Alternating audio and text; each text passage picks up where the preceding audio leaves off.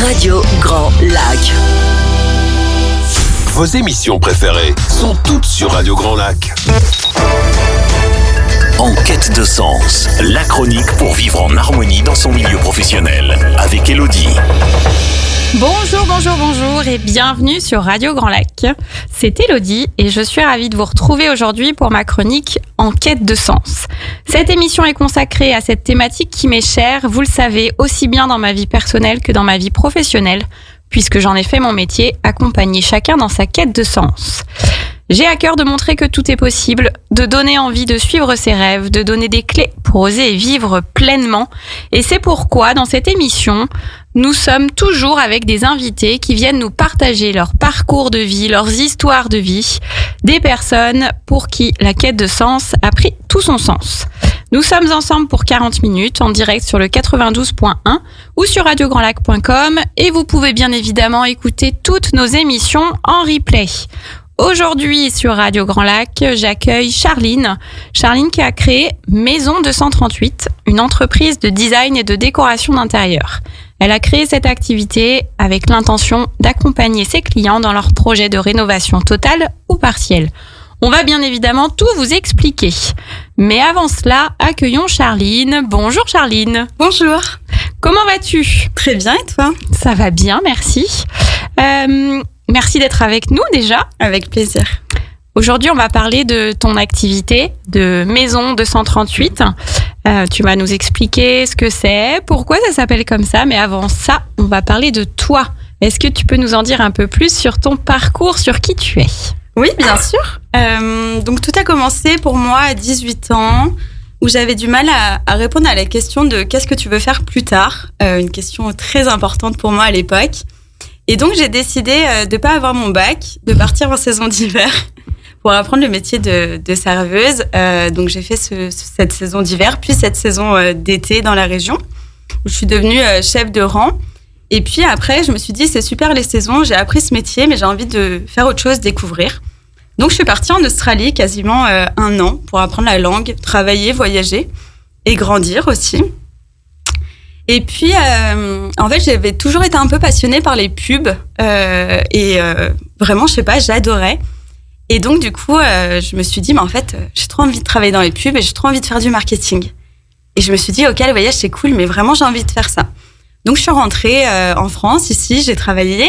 Et puis, j'ai trouvé une école qui était d'accord de me prendre sans mon bac. Et il y a une seule école qui a réussi qui m'a dit, ok, si t'as ton bac à la fin de l'année, nous, on te donne cette année et banco.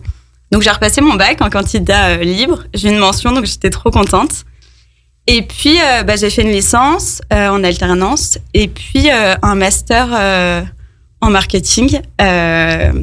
Donc, voilà, tout s'est bien passé. Ensuite, j'ai trouvé un poste en CDI dans une grande entreprise de la région. Et j'étais hyper carriériste. Je voulais un poste à responsabilité. Je voulais évoluer. Voilà, j'avais plein de choses à donner à cette entreprise. Et donc, pendant plusieurs années, j'ai travaillé là-bas. Et puis, au fur et à mesure, perte de sens. Je trouvais plus d'utilité dans mon métier de marketing.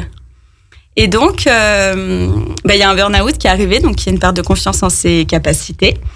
Et donc, ça a été le facteur déclenchant où je me suis dit, en fait, j'ai envie de faire un métier qui me plaît. Et en parallèle, j'ai rénové ma maison avec mon conjoint. On a rénové tout le rez-de-chaussée. Et on a créé un étage. On a réfléchi où positionner les chambres, salle de bain, bibliothèque, les Velux. J'ai fait tous les plans électriques. On a tout rénové nous-mêmes. Et en fait, ça a été une lumière. Et je me suis dit, mais en fait, j'adore faire ça. C'est ça que j'ai envie de faire. La révélation. La révélation, exactement. Et donc, c'est comme ça que je me suis dit, let's go. Je vais regarder une formation. Je vais faire une formation. Et puis, je me suis lancée. Et ce qui est fou, c'est quand j'ai dit à ma mère, je vais faire ça, je vais me reconvertir. Et elle m'a dit, mais tu sais, quand t'étais petite, tu voulais être archi d'intérieur et t'avais même fait ton stage de 3e chez un archi. Et en fait, je me suis dit, la boucle est bouclée, c'est ça, quoi. C'est rigolo comme la vie nous ramène à ce qui nous nourrit, à ce qui nous fait vibrer. Je reviens quand même rapidement sur ton premier métier. Hors antenne, tu me disais ma première quête de sens. Qu'est-ce qui fait que tu t'es allé vers le marketing ? Parce que tu nous dis, je passe pas le bac, j'ai pas envie, je vois pas d'utilité. Je fais des saisons, c'est chouette, mais voilà, il manque un truc. Je pars en Australie, donc j'imagine que là, c'est riche de plein de choses. Ouais. Qu'est-ce qui fait qu'un jour tu t'es dit, en fait, c'est les pubs. Ok, j'imagine que t'adorais déjà ça avant. Ouais. Qu'est-ce qui fait que tu t'es dit, je veux en faire mon métier? En fait, parce que j'avais vu ce que c'était la vie de saison, puis la vie de voyage. Et en fait, c'est pas ça que je voulais comme vie. Et je voulais être un peu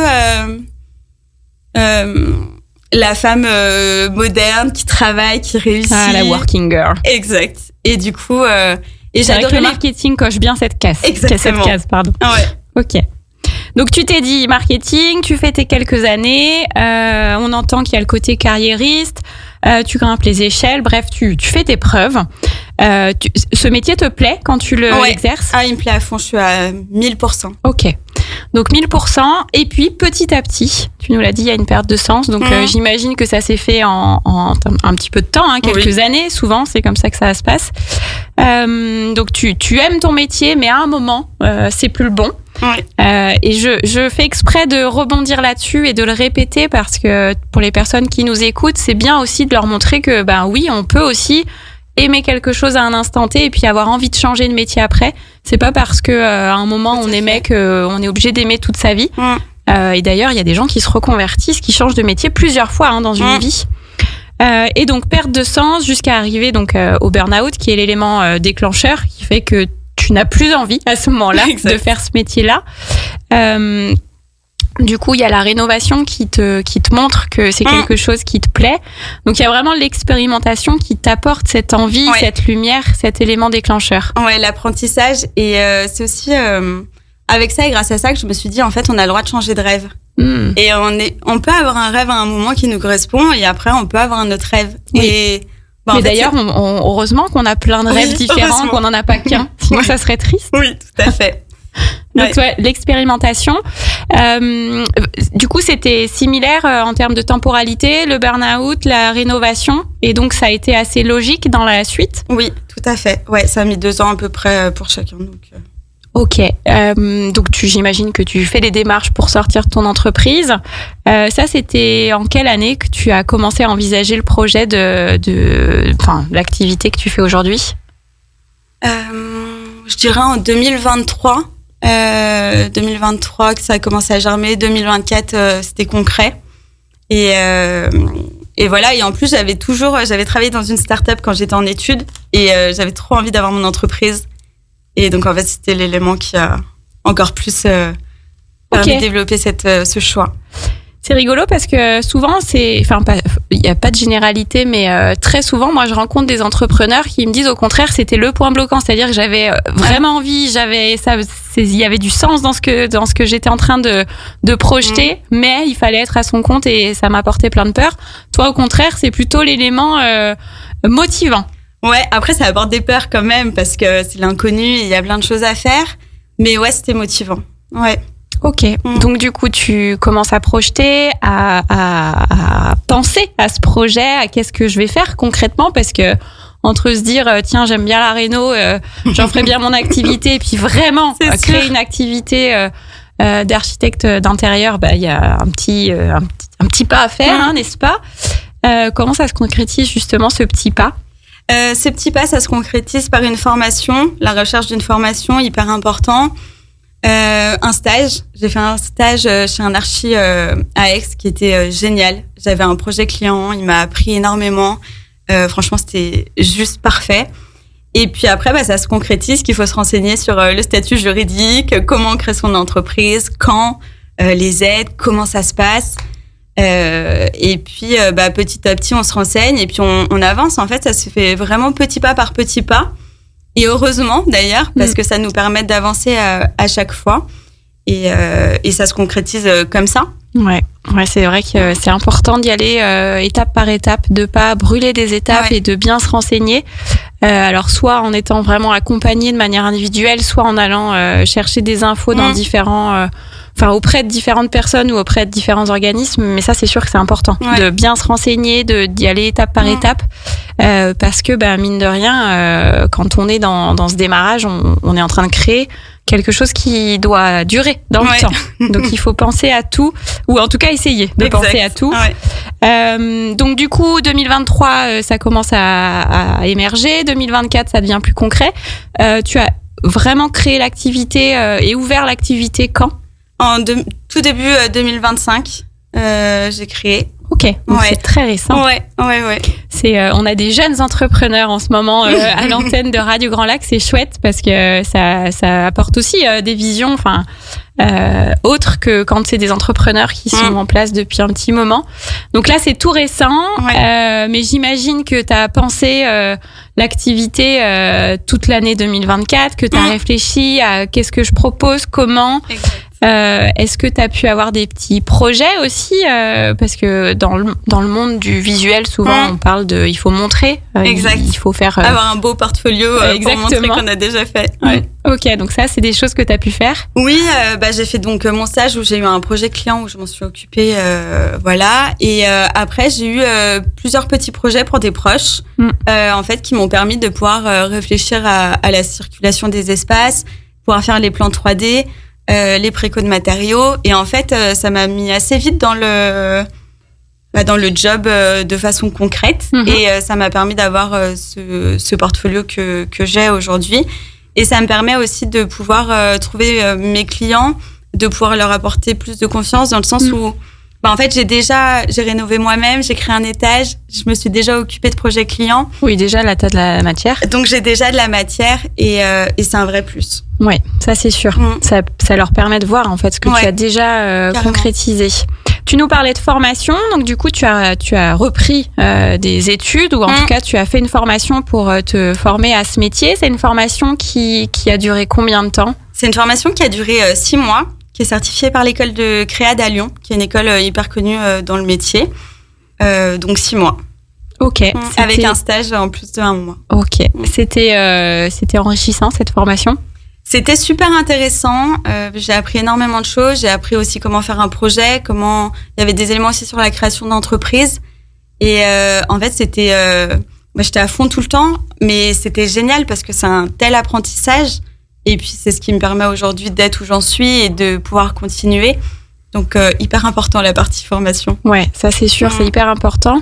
Et je sais pas pour toi, mais moi je me souviens que quand j'ai repris mes études, parce que suite à ma reconversion, en fait, vu que j'étais en train de faire pile ce que j'adorais faire, au final c'était hyper intense, mais ça passait comme une lettre à la poste. Je me rendais pas compte. En fait, je bossais des heures et des heures, mais je m'en rendais pas du tout compte. Mais je pense que c'est ça, quand on est à sa place, c'est que c'est un métier passion, c'est qu'on voit pas le temps passer. Et moi, c'était pareil. Mais j'adore, je suis trop passionnée. Super, de toute façon, en général, c'est un peu le point commun de tous les entrepreneurs, c'est qu'ils sont passionnés.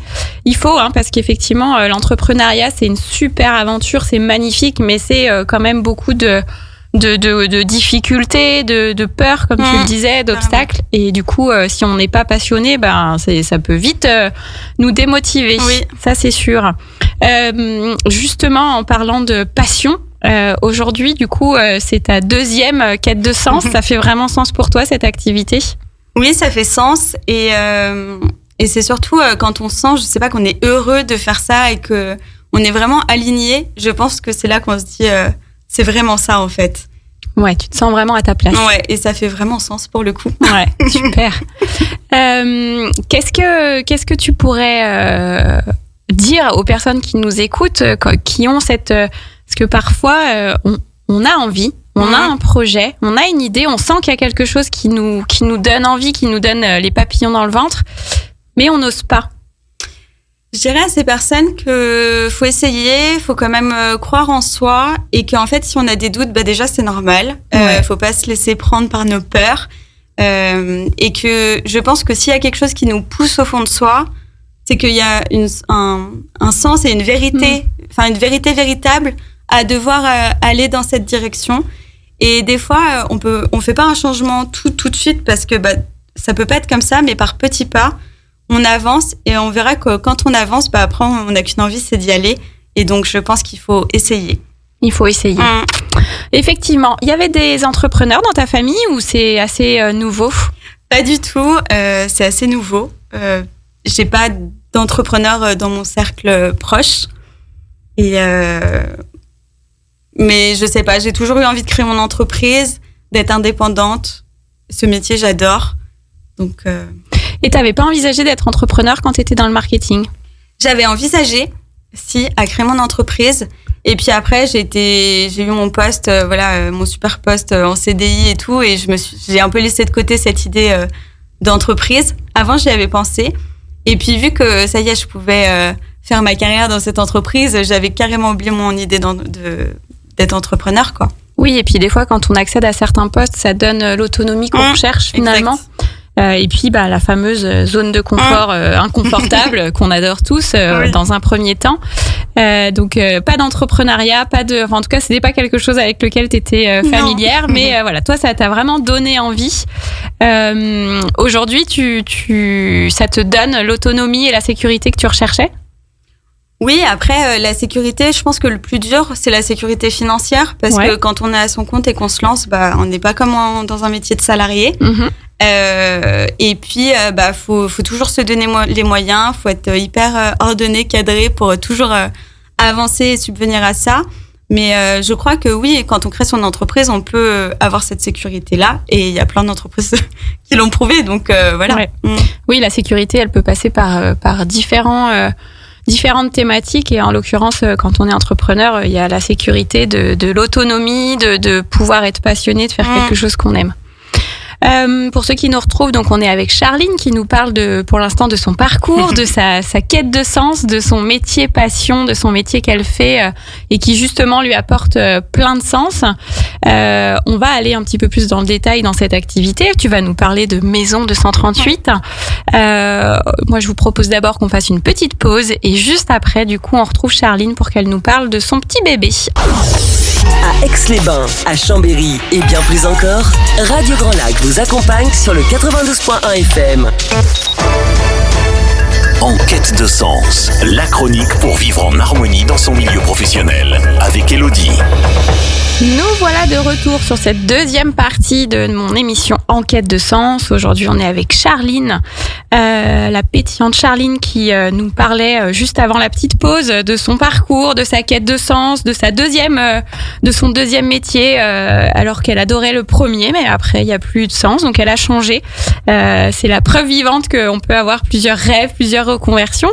Et aujourd'hui, elle est là pour nous parler de son activité qui s'appelle Maison 238. Charline, pourquoi Maison 238? Pourquoi Maison 238? En fait, ce nom m'est venu, on va dire naturellement. En fait, c'est le nom de ma maison que j'ai rénovée. Et vu que c'est cette maison qui m'a donné envie, qui m'a révélé et ouvert les yeux sur ce souhait de devenir décoratrice intérieure, en fait, c'est venu naturellement. Et je me suis dit, Maison 38, c'est trop chouette. C'est mon premier vrai projet. Et donc, autant le faire perdurer. Ah, super, c'est une belle symbolique, effectivement, puisque tu nous l'as dit, c'est vraiment ce qui t'a révélé ta passion et ce qui a fait que tu as eu la petite lumière là sur tiens, je vais faire ça. Donc Maison 238, et alors concrètement, qu'est-ce que tu fais, qu'est-ce que tu proposes? Alors concrètement, j'accompagne mes clients dans leurs projets de rénovation totale ou partielle de leurs biens immobiliers, maisons ou appartements. Je travaille aussi avec les professionnels et les particuliers. L'objectif, c'est quand un client m'appelle, il a un projet travaux. Ça peut être gros travaux, petits travaux. Donc le premier rendez-vous est gratuit. Je me déplace chez eux sur les lieux des travaux. Ça me permet de prendre en compte leur cahier des charges, de pouvoir faire un reportage photo. Et l'idée, c'est qu'ils me disent vraiment leurs souhaits. Est-ce que c'est pour eux? Est-ce que c'est pour de la location? Est-ce que si c'est pour eux, comment ils veulent se sentir chez eux? Qu'est-ce qu'ils ont besoin dans leur quotidien? C'est assez poussé, on va dire. Je leur transmets aussi un questionnaire, justement, pour qu'ils puissent me détailler vraiment leurs souhaits. Et donc ça me permet, ce premier rendez-vous, de pouvoir établir le devis. Une fois que le devis est validé, on passe à la première phase, qui est une des phases, même la phase la plus créative. C'est-à-dire qu'on réfléchit à la circulation des espaces. Donc, où positionner la cuisine, la salle de bain, l'espace nuit, l'espace bureau. Et aussi, ça nous permet, cette étape, elle permet de réfléchir à l'harmonie décorative qu'on veut apporter à ce bien pour que les clients se sentent bien chez eux et que ça leur corresponde à 1000%. Une fois que ces éléments sont validés par les clients, on peut affiner le projet et aller plus en détail. Donc ça passe par des plans 3D pour vraiment se rendre compte de comment ce sera après les travaux. Et ça permet aussi de pouvoir sélectionner les matériaux de construction à utiliser. Donc ça peut être pour la rénovation du sol, carrelage, parquet, les faïences, les revêtements muraux, la peinture, la tapisserie, les luminaires. Ça va vraiment dans le détail. Et puis aussi, je peux faire des meubles sur mesure. Donc voilà, ça peut être un escalier ou des meubles de rangement sur mesure pour que ça puisse leur correspondre. Ensuite, après cette phase, on affine toujours et l'idée, c'est d'aller jusqu'aux travaux. Donc je peux les aider à sélectionner les artisans. L'idée, c'est de travailler avec des artisans locaux et de confiance. Et après, une fois qu'ils ont validé les artisans et les devis pour que ça rentre dans leur budget, évidemment, je peux faire un suivi de qualité des travaux. Après, quand c'est des gros chantiers, je fais appel à un maître d'œuvre, pour les gros chantiers. Ok. Donc, si j'ai bien compris, ça peut être effectivement, donc tu nous l'as dit, de la réno partielle ou totale. Ça veut dire, vous avez une maison entière à rénover. Vous pouvez appeler Charline, oui. Mais vous avez juste une pièce à rénover, ça marche aussi. Vous pouvez aussi appeler Charline. Si je comprends bien, c'est quand même très personnalisé, donc c'est tout du sur-mesure, c'est-à-dire qu'il y a ce premier échange-là gratuit qui est indispensable, qui est peut-être le plus important, puisque c'est celui où tu vas aller leur poser des questions, écouter ce qu'ils veulent, leurs besoins. Tu nous l'as dit, c'est le démarrage du projet. Ouais, c'est ça, hein, c'est hyper important. C'est aussi, est-ce que c'est pour eux, est-ce que c'est pour j'en sais rien, de la location, pour un autre usage. Et de cet échange-là, toi, ça te donne toutes les infos nécessaires pour ensuite. Alors, il y a effectivement le devis qui est indispensable, mais surtout, moi, j'entends, c'est les plans 3D, c'est-à-dire tu leur montres aussi à quoi ça va ressembler. Et j'imagine que c'est indispensable parce que tout le monde n'arrive pas forcément à se projeter. Ouais, en fait, c'est génial pour les clients qui ont du mal à se projeter, à visualiser. Et en fait, tout de suite, c'est hyper immersif. Et on se rend compte de comment ce sera. Et souvent, c'est assez waouh parce que quand on voit les avant-après sur les projets, c'est assez dingue et ça permet vraiment aux clients de pouvoir se projeter.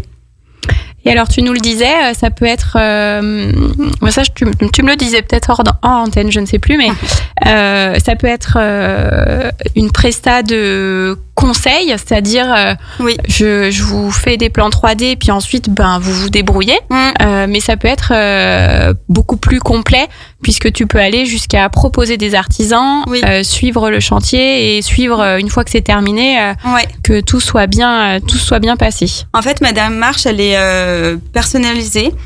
Ça veut dire que les clients peuvent prendre la totalité des prestations, on va dire, jusqu'au suivi des travaux, les plans, etc.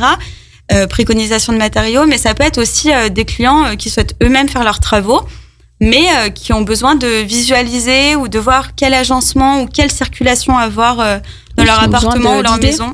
Et ça peut être que des plans, juste pour qu'ils puissent se projeter et ensuite faire eux-mêmes les travaux. Et alors, tu nous parles de plans, de comment on agence, de où est-ce qu'on met quoi. Donc là, dans mon jargon à moi qui n'y connais rien, c'est plus lié à de l'architecture ou de l'agencement. Mais est-ce que tu peux aussi proposer juste de la décoration, c'est-à-dire il n'y a pas de changement à faire dans la pièce, mais je veux refaire ma décoration? Oui, tout à fait. C'est une de mes prestations. Par exemple, là, j'ai un projet client, c'est une pièce de vie qui est toute ouverte, mais où il manque de rangement et une ambiance aussi à cette pièce de vie. Et donc, par exemple, j'ai proposé à la cliente des meubles sur mesure, des revêtements muraux, de la décoration pour que vraiment ça puisse correspondre à son cahier des charges, d'avoir des rangements, que l'entrée soit définie aussi et puis que ce soit joli, qu'elle s'y sente bien et que ça lui ressemble. Ok, donc oui, là c'est vraiment plus le côté visuel, déco et puis praticité, du coup. Exactement. J'entends aussi. Tu nous parles de meubles sur mesure, c'est-à-dire que toi tu as la possibilité de faire des meubles sur mesure, de proposer des meubles sur mesure? Oui, après je travaille avec des personnes de la région, donc c'est soit un menuisier, soit des agences de meubles, d'agencement qui font du sur mesure pour pouvoir réaliser les travaux chez la cliente. Ok, super. Donc, je vous reformule un petit peu tout ça. Charline qui est avec nous, qui a créé donc son activité qui s'appelle Maison 238, qui propose tout ce qui est agencement, décoration d'intérieur, vraiment tout du sur-mesure. Hein. Pour le coup, c'est vraiment très personnalisé. Elle va être à l'écoute de vos besoins, de ce dont vous avez envie. Elle va être aussi force de proposition parce que des fois on sait pas en fait ce dont on a envie. Il y a aussi des personnes qui se disent tiens, il faut que je fasse quelque chose mais je ne sais pas quoi faire. C'est souvent ça en plus, c'est des clients qui ont un projet de travaux, donc soit tout rénover, soit une partie, et en fait ils savent souvent pas comment agencer, ou ils se disent mais comme ça, et puis en fait en travaillant un petit peu sur le projet, on se rend compte qu'il y a d'autres possibilités qui conviendraient mieux à leur mode de vie, ou à l'appartement qui peut être en location, enfin au bien immobilier qui peut être en location. Oui, donc effectivement, il y a à la fois pour les personnes qui veulent rénover leur intérieur, pour s'y sentir mieux, pour optimiser, pour changer, avoir du changement, mais ça peut être aussi effectivement, et notamment dans la région, pour de la location des appartements, notamment que on met en location pour les saisons, les touristes, les curistes. Ça, c'est la même approche, c'est-à-dire que tu vas aller écouter leurs besoins, tu vas aller sur place pour te rendre compte de l'espace. Ouais, en fait c'est toujours le même procédé, on va dire, pour faire un projet, avec toujours cette partie sur la réflexion de où positionner la salle de bain, la cuisine, l'espace nuit, séjour, etc. Par exemple, là j'ai un projet, c'est 2 chambres de bonne qui sont où les 2 chambres de bonne doivent être réunies pour faire un studio destiné à la location, et donc c'est chouette parce que c'est 2 petites pièces à réunir pour faire un studio, et donc là il y a toutes ces questions de où positionner les éléments, mais aussi comment faire en sorte que ce soit pratique. Ça peut être avec du mobilier modulable, et ça peut être du mobilier aussi sur mesure, et c'est souvent ça sur les petits espaces. Et puis, il y a toute la partie atmosphère qui est hyper importante pour augmenter la rentabilité des biens qui sont en location aussi. Oui, donc tu vas vraiment être à l'écoute des besoins de chacun. Est-ce que je veux plus de praticité? Est-ce que je veux plus de petits prix? Est-ce que je veux plus d'esthétique? Ouais, je réfléchis toujours à la meilleure solution. Je prends en compte évidemment le cahier des charges des clients, mais je réfléchis toujours à la meilleure solution pour que ce soit le mieux pensé, et que pour la personne qui vit de courte durée ou à long terme, ce soit hyper bien. Parfait. Donc Charline, alors tu travailles de chez toi, donc tu ne reçois pas les clients chez toi. Oui. Mais par contre tu te déplaces systématiquement. Tu interviens où? J'interviens donc aux alentours de Chambéry, Aix-les-Bains et Annecy. Ok, donc Savoie, Haute-Savoie, autour des grandes villes en gros. Oui, tout à fait. Ok. Ouais. Tu peux te déplacer, je pense à toutes nos stations.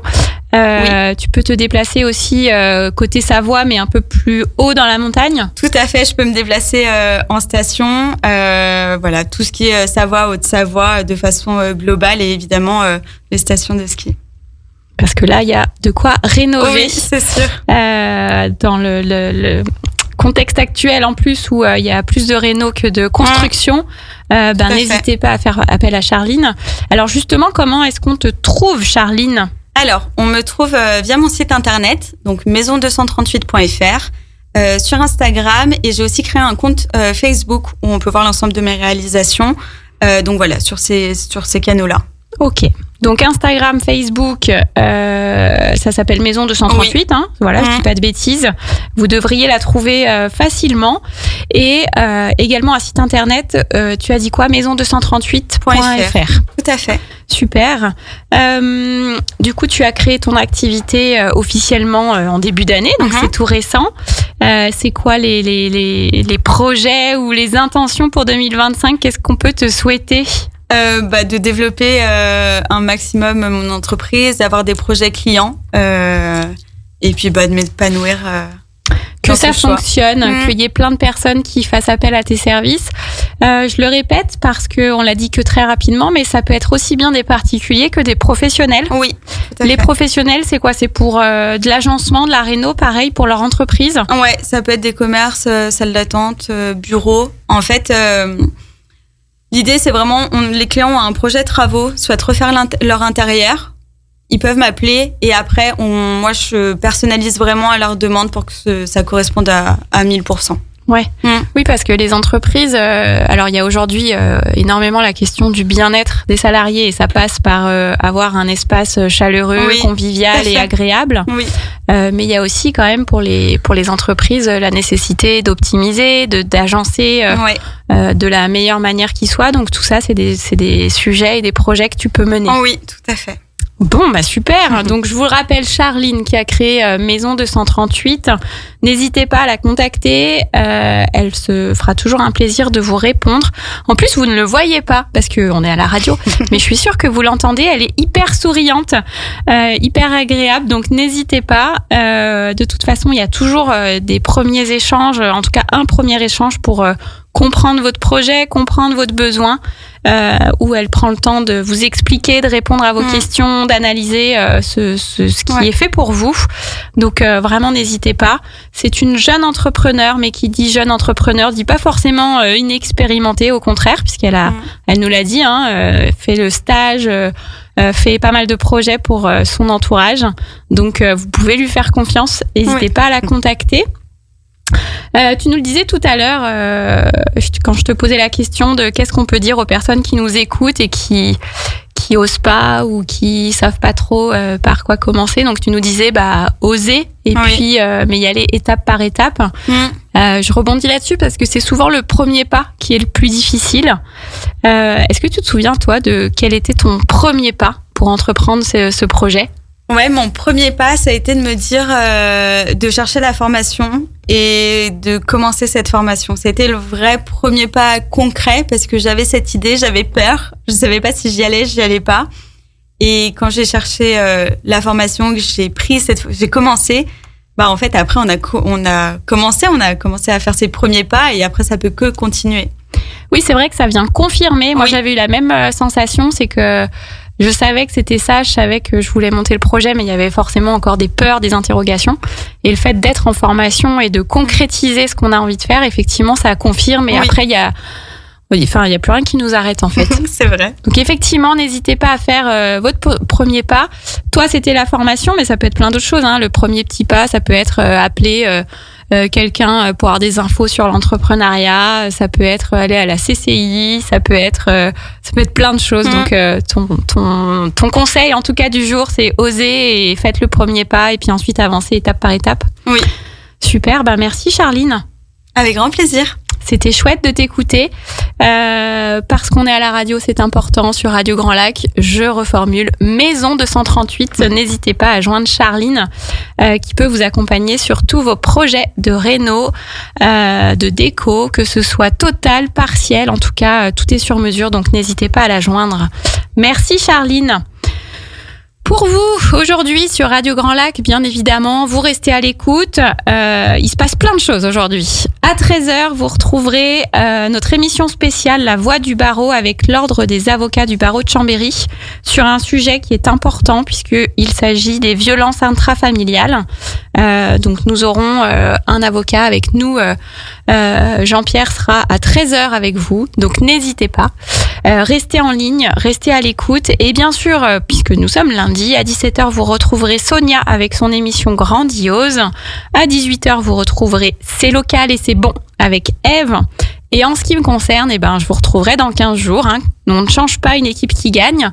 Passez une très belle journée, profitez de ce temps printanier et je vous dis à très bientôt. Bonne journée Charline. Radio Grand Lac, c'est votre radio. C'est votre radio.